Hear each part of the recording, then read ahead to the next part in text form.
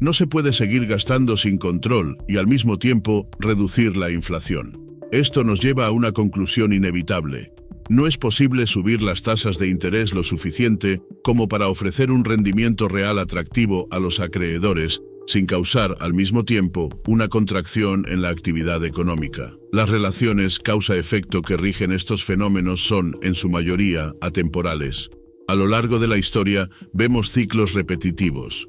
Cuando se enfrentan a situaciones similares, los responsables de las políticas económicas tienden a tomar decisiones comparables. Pongamos un ejemplo. Cuando la Reserva Federal tiene que elegir entre permitir impagos de deuda o imprimir más dinero, esta elección se ha repetido muchas veces en la historia. Las señales de este tipo de escenarios son claras. Aumentan los déficits, disminuyen los rendimientos y se generan tensiones en los mercados. Aunque el contexto puede cambiar, las dinámicas fundamentales siguen siendo las mismas. Después de la Segunda Guerra Mundial, en 1945, se estableció un nuevo orden mundial.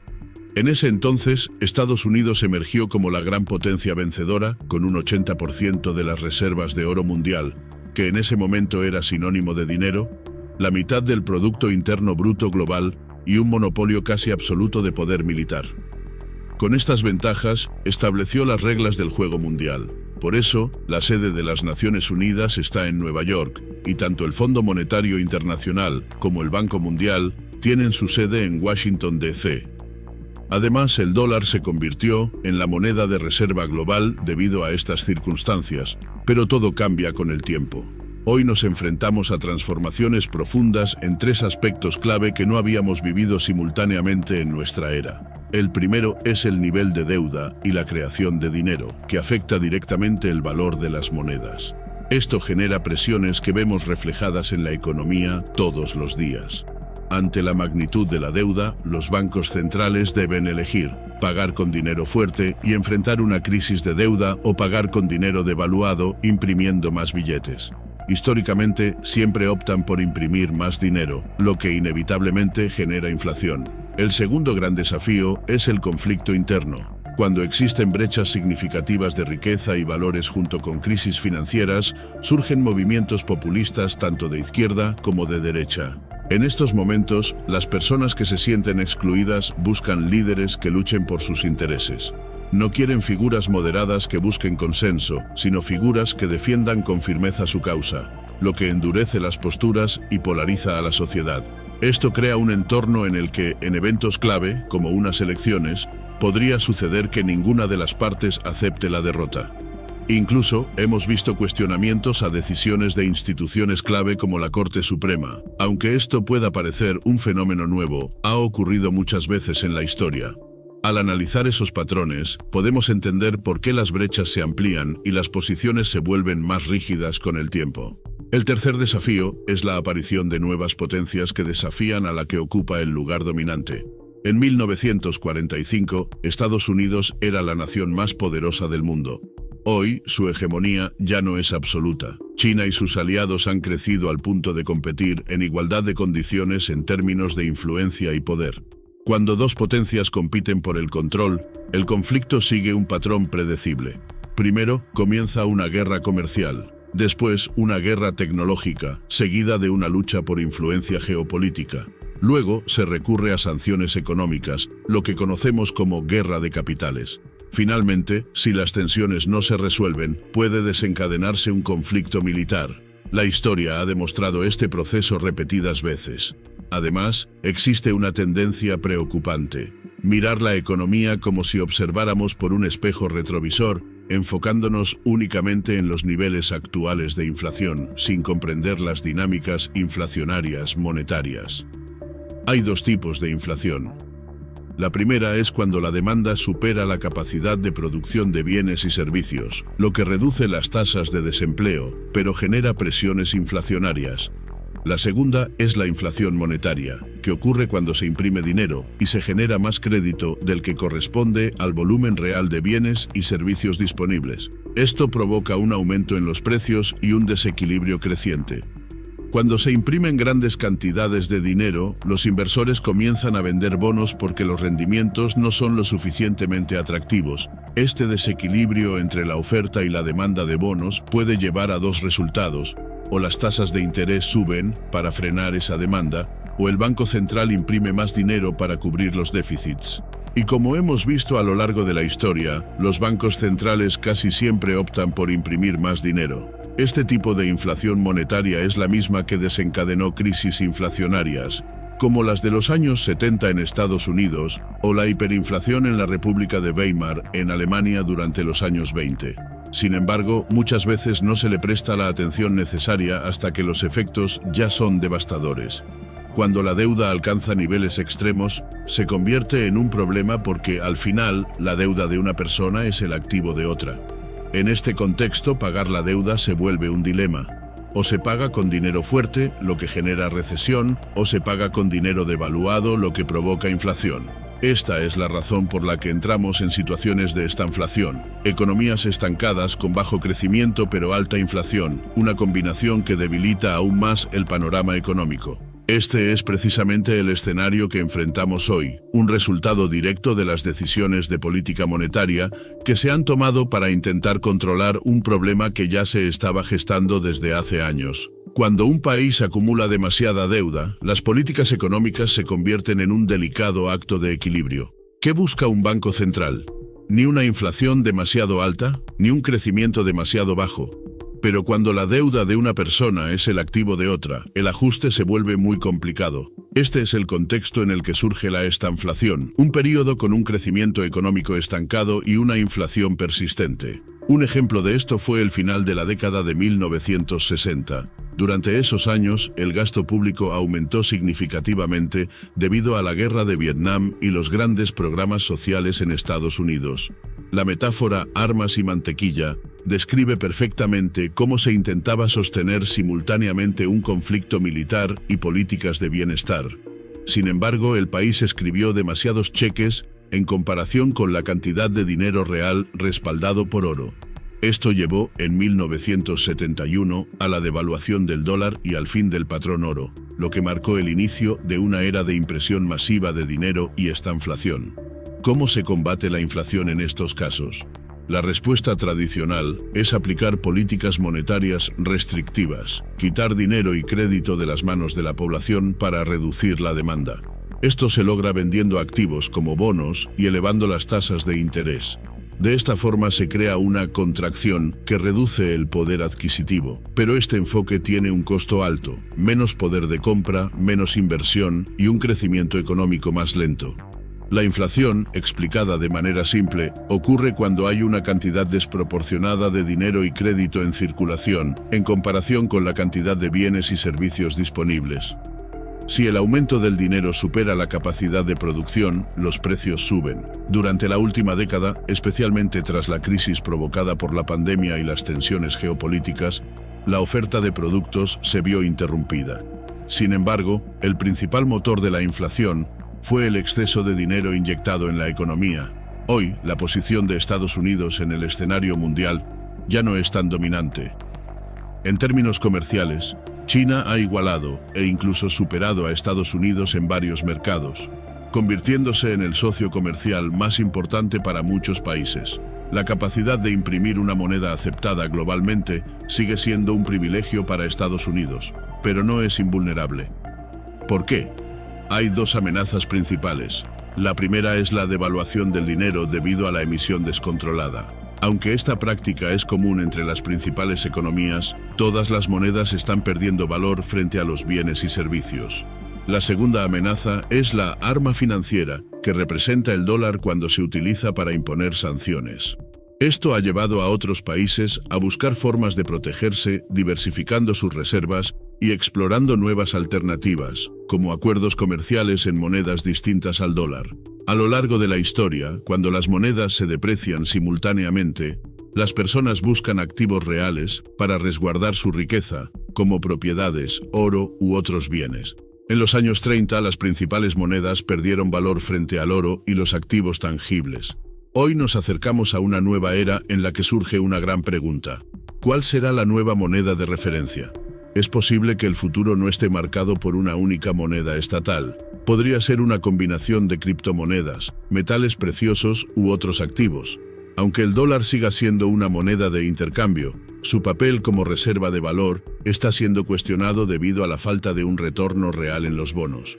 Esto ha provocado un éxodo de capital hacia otros activos y la caída del mercado de bonos.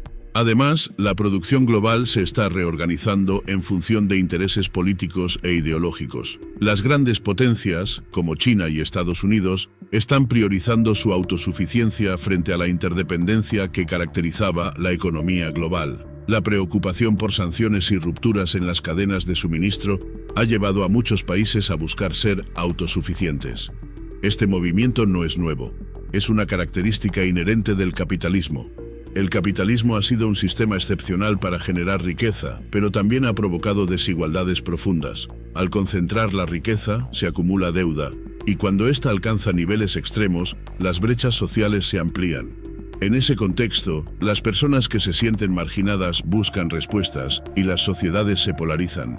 Esto es exactamente lo que ocurrió en Europa en el periodo de entreguerras. 4 grandes democracias optaron por regímenes autocráticos debido a los conflictos entre ideologías de izquierda y derecha. Los términos fascismo y comunismo nacieron de esa lucha por el control. Este mismo patrón se ha repetido a lo largo de la historia, desde la Revolución Francesa hasta los movimientos populistas contemporáneos. En todos esos casos, siempre hubo un sector moderado que intentó encontrar un punto medio y proponer soluciones. Sin embargo, cuando las tensiones alcanzan un punto crítico, los discursos de conciliación pierden fuerza frente a las posturas más extremas. Los problemas sociales se agravan cuando las causas políticas y los intereses personales son más importantes para las personas que el propio sistema democrático. Cuando el sistema está en riesgo, nos encontramos en un punto crítico. Preguntémonos, ¿cómo llegó Donald Trump a ser presidente? Si miramos hacia atrás, podemos observar que hubo una parte significativa de la población que se sentía abandonada y marginada, y buscaba desesperadamente un líder que luchara por sus intereses. Esto provocó un escenario de enfrentamientos entre extremos, donde ya no se busca consenso porque se percibe como debilidad. Si te mantienes en el medio, tarde o temprano, te verás obligado a tomar partido. Y eso nos lleva a un problema grave: la desaparición de un centro político fuerte. En estos momentos, lo que más necesitamos es un centro sólido, una fuerza moderada que pueda unir y equilibrar. Sin embargo, el sistema político actual de Estados Unidos, dividido principalmente entre 2 partidos, fomenta una dinámica en la que los sectores más radicales ganan poder dentro de sus respectivas bases. Para ganar una nominación, los candidatos deben alinearse con las posturas más extremas de su partido. Se estima que aproximadamente un 30% de los votantes republicanos tienen posiciones muy radicales, mientras que el 15% de los demócratas también se encuentra en los extremos ideológicos. Pero la mayoría de los estadounidenses todavía se considera moderada. A pesar de esto, no existe un partido fuerte que represente ese centro. Si hubiera una plataforma política que diera voz a estos votantes, se podría neutralizar la creciente polarización. La historia ha demostrado que, cuando no se fortalece el centro, la sociedad avanza hacia posturas cada vez más extremas hasta llegar al enfrentamiento directo. Y eso es lo que debería preocuparnos más: la posibilidad de un conflicto interno serio, una especie de guerra civil moderna. Este tipo de conflicto no tiene que ser necesariamente armado, aunque existe ese riesgo. Cuando los ciudadanos comienzan a ignorar la Constitución y las leyes para priorizar intereses de poder, las instituciones pierden legitimidad. Por ejemplo, cuando un candidato no acepta los resultados de una elección o cuando los estados deciden ignorar los fallos de la Corte Suprema, se crea un ambiente en el que las normas ya no son suficientes para regular las relaciones de poder. La migración interna entre estados también refleja este fenómeno. Cada vez más personas se mudan a regiones donde sienten que los valores sociales y políticos coinciden con los suyos, lo que aumenta la segmentación ideológica. Cuando las normas legales ya no son respetadas, se adopta una mentalidad de «hazme cumplir la ley si puedes», y este tipo de postura puede desembocar en episodios de violencia. El contexto se vuelve aún más preocupante si recordamos que en Estados Unidos hay más armas de fuego en circulación que habitantes. No es difícil imaginar cómo las tensiones podrían escalar hasta niveles peligrosos. Aunque no se llegue a un conflicto armado abierto, estamos en un punto donde es razonable considerar esa posibilidad. Se estima que el riesgo de un escenario de ruptura social grave podría ser del 40%. Otro aspecto que refleja esta crisis es la falta de un debate equilibrado en los medios de comunicación. Hoy en día es muy difícil encontrar reportajes imparciales o foros de discusión donde se escuchen opiniones diversas sin ser politizadas. En el pasado, las diferencias de opinión eran vistas como una oportunidad para enriquecer el diálogo. Ahora, las disidencias se perciben como un ataque que requiere una respuesta de poder.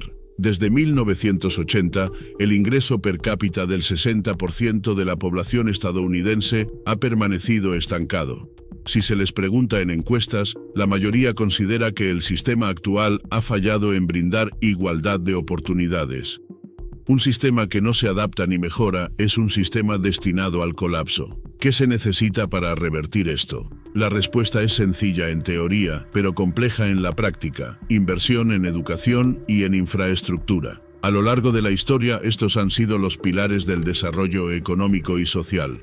Una buena educación pública, un sistema de apoyo familiar sólido y una igualdad de oportunidades son la base de una sociedad próspera.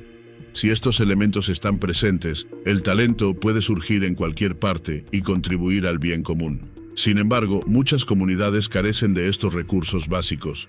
Muchos niños crecen en entornos con pocos recursos y sin el acceso adecuado a una educación de calidad, lo que perpetúa el ciclo de pobreza y marginación. Esta población vulnerable sigue creciendo y, con ella, las tensiones sociales.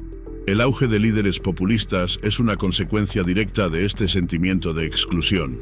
Trump fue un reflejo de este fenómeno. Un sector de la población se sentía ignorado y buscaba a alguien que defendiera sus intereses con vehemencia, sin importar los métodos. Pero la historia nos ha enseñado que los conflictos entre extremos solo agravan las crisis. Europa vivió esto en el periodo de entreguerras, cuando varias democracias cayeron en regímenes autocráticos debido a las divisiones políticas. La Revolución Francesa también fue un ejemplo de cómo las posturas moderadas pueden ser desplazadas por la polarización. Hoy estamos en un punto de inflexión. El camino que elijamos dependerá en gran medida de cómo decidamos relacionarnos como sociedad. Si optamos por la cooperación o si nos dejamos arrastrar por la confrontación. Este dilema no solo afecta a Estados Unidos. Las relaciones internacionales también reflejan estas dinámicas. La interacción entre países, especialmente entre potencias como Estados Unidos y China, sigue esta misma lógica. Puede convertirse en una competencia constructiva o en un conflicto destructivo. Los seres humanos tenemos la capacidad de decidir cómo queremos relacionarnos entre nosotros. El mundo actual cuenta con más recursos, más riqueza y más avances tecnológicos de los que jamás habíamos imaginado. Tenemos la capacidad de lograr grandes cosas, pero la pregunta clave es: ¿vamos a trabajar juntos como una sociedad global o a dividirnos en conflictos que solo nos debilitan? La respuesta parece sencilla: no vayamos a la guerra. Si entendemos que estamos todos en el mismo barco, podríamos evitar conflictos destructivos. Esto no significa que no haya espacio para el desacuerdo, sino que el desacuerdo debe ser constructivo y respetuoso. Creo firmemente en relaciones donde ambas partes puedan ganar, no en dinámicas de yo gano, tú pierdes. Hay un principio que siempre tengo presente: si te preocupas por algo, probablemente hagas lo necesario para prevenirlo. Pero si no te preocupa, quizás ignores las señales de alerta hasta que ya es demasiado tarde. Por eso, cuando hablamos de guerra civil o conflicto internacional, es crucial comprender realmente lo que significan esos términos. Si pudiéramos pintar un cuadro vívido de las devastadoras consecuencias de estos conflictos, como lo vivieron quienes pasaron por guerras en el pasado, habría un consenso inmediato: nadie quiere llegar a ese punto. La clave para evitarlo es fortalecer el centro político y social. A lo largo de la historia, cuando las posturas se polarizan demasiado, la conversación deja de existir y solo queda la intimidación mutua, hasta que finalmente surge el enfrentamiento. En ese proceso, la voz moderada y conciliadora desaparece. Sin embargo, si logramos expandir la torta económica y redistribuirla de manera justa, podemos ofrecer más oportunidades sin caer en políticas asistencialistas ineficaces. Hay formas de mejorar la productividad y fomentar un crecimiento inclusivo, pero requiere decisiones estratégicas y visión a largo plazo. El problema es que cuando una potencia emergente y una potencia en declive se cruzan, la historia nos muestra que muchas veces terminan en guerra. La pregunta es, ¿será ese el caso entre Estados Unidos y China? Existen 5 tipos de guerra: comercial, tecnológica, de influencia geopolítica, económica y finalmente la guerra militar. Actualmente ya estamos inmersos en los primeros 4 conflictos. Hay sanciones económicas, disputas comerciales y rivalidades tecnológicas. Y la situación en torno a Taiwán mantiene al mundo al borde de un posible enfrentamiento militar. Si llegáramos a un conflicto bélico, casi con certeza el detonante sería Taiwán. No obstante, la mayoría de los problemas de China son internos: demografía, corrupción, pobreza en las regiones más rurales, crisis medioambientales y el estallido de la burbuja inmobiliaria. A pesar de estos desafíos, la economía china ha crecido de manera impresionante. Desde 1984, su ingreso per cápita ha aumentado 27 veces. Si su PIB per cápita alcanzara la mitad del de Estados Unidos, su economía sería el doble de grande. Sin embargo, durante mucho tiempo, China optó por no denominar su comercio y préstamos internacionales en yuanes para no ser percibida como una amenaza directa al orden mundial liderado por Estados Unidos. Su objetivo no era interrumpir el sistema global, sino fortalecer su posición de manera gradual y sin confrontación directa. La visión de China sobre las relaciones internacionales se basa en una lógica que puede compararse al confucianismo. Se asemeja a un sistema de tributos, donde cada país conoce su lugar en la jerarquía y respeta al líder de manera armoniosa. En este contexto, la guerra es vista como algo catastrófico y poco deseable. Probablemente aceptarían un mundo dividido, donde cada potencia tenga su esfera de influencia, antes que arriesgarse a una guerra total. Este enfoque puede parecer extraño desde una perspectiva occidental. Los valores fundamentales de Estados Unidos, como la igualdad de oportunidades y la libertad de expresión, son vistos como pilares inamovibles de su identidad nacional. Para muchos estadounidenses, es difícil comprender cómo un sistema tan jerárquico y autocrático puede ser considerado válido por otros países. Un ejemplo claro de este choque cultural fue el incidente con un equipo de la NBA. Un miembro del equipo expresó públicamente su apoyo a las protestas en Hong Kong, y la respuesta china fue contundente. No solo castigaron al equipo, sino a toda la liga. En la cultura occidental, cada individuo es responsable de sus propias palabras y actos. En cambio, en la visión china, la responsabilidad es colectiva. Si alguien se desvía, todo el grupo debe asumir las consecuencias. Este tipo de tensiones no se limita a la política. También se reflejan en las relaciones comerciales. Estados Unidos importa aproximadamente el 22% de sus productos manufacturados desde China. Cada vez que compras un teléfono, unos zapatos deportivos o cualquier producto fabricado allí, te encuentras de alguna manera en medio de esta compleja dinámica global. Entonces, ¿cómo lidiar con estas diferencias fundamentales? Un punto clave es comprender que estos valores funcionan casi como religiones. Son creencias profundamente arraigadas que moldean la manera en que las sociedades ven el mundo. Al igual que con las religiones, no se trata de imponer un único camino, sino de encontrar formas de coexistencia pacífica. La cuestión de los derechos humanos también entra en juego. Muchos países critican el modelo chino, pero es importante recordar que las relaciones internacionales son interdependientes.